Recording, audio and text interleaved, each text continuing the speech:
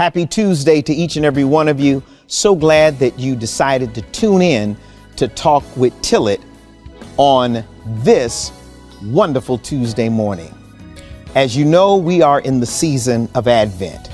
You can see the Advent wreath and the Advent candles before me. We have been celebrating Advent for the past 2 Sundays. Those of you that know about Advent, it comes from the Latin word adventus, which means coming or arrival. It also ties in with that wonderful Greek word parousia, which is the second coming of Christ. And so during the Advent season, we celebrate 2 things.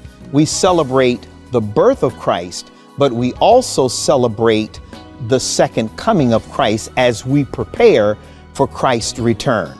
So as we look at the Advent wreath, a week ago, we lit the first candle, which is the candle of hope, and it is the candle of prophecy. On this past Sunday, we lit the candle of peace, which is also the Bethlehem candle. Let me just very quickly, if I can, talk to you about the Bethlehem candle. The Bethlehem candle is a reminder of the pilgrimage that Joseph and Mary took from Nazareth to Bethlehem as she was carrying the Christ child in her stomach, getting ready to give birth. It is also a correlation between the candle of prophecy and also the candle, the Bethlehem candle. And here it is. In the Old Testament, we had the destruction, the division of what we call the kingdom. And so the baby Christ comes into the world to bring what we call peace in this new era, or in what we call this new age. And so we're celebrating the arrival of the birth of Christ, who is to bring us peace. Can I say that to you one more time? We are celebrating the arrival of Christ, who is to do what? Bring us peace.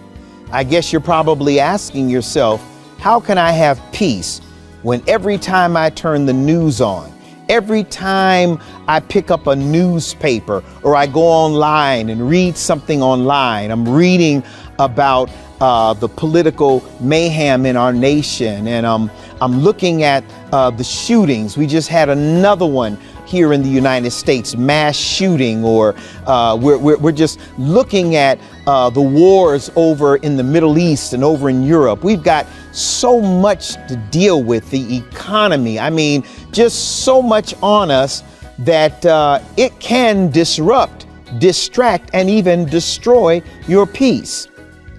How is it that I can get beyond all of this during this season? Because, you know, this is the season of giving, we say, the giving of Christ, the return of Christ. What is it that I need to do to keep my peace? I'm going to tell you like this. This is how you keep your peace. You keep your peace by not letting any of that stuff around you. Any family crisis, any issues on your job, financial depression, sickness. Don't let any of that destroy your peace. In other words, don't let that take root in your life to the point that it drives you completely mad and or crazy. Remember this, that Christ came to give you peace, a peace, watch this, that passeth all understanding. And so that's what I wanted to talk to you today about. I know that last week we talked about the giving of ourselves and not going in debt, and the best gift that you can give is to give of yourself. But can I also tell you, as we look at this new week, that one of the things that we're going to do also, because last week we said we're not going to get in debt by going out and using all these credit cards and losing our minds and our peace. Well, this week, very quickly, I just want to say this. We're going to get into living off of 80% and saving 20%. What do you mean by that? What I mean by that is that you are going to live off of 80%. Live like I'm going to pay my rent. I'm going to take care of all of my utilities, buy my clothes, my groceries, everything off of 80%. And the 20% I'm going to put away in savings and investments.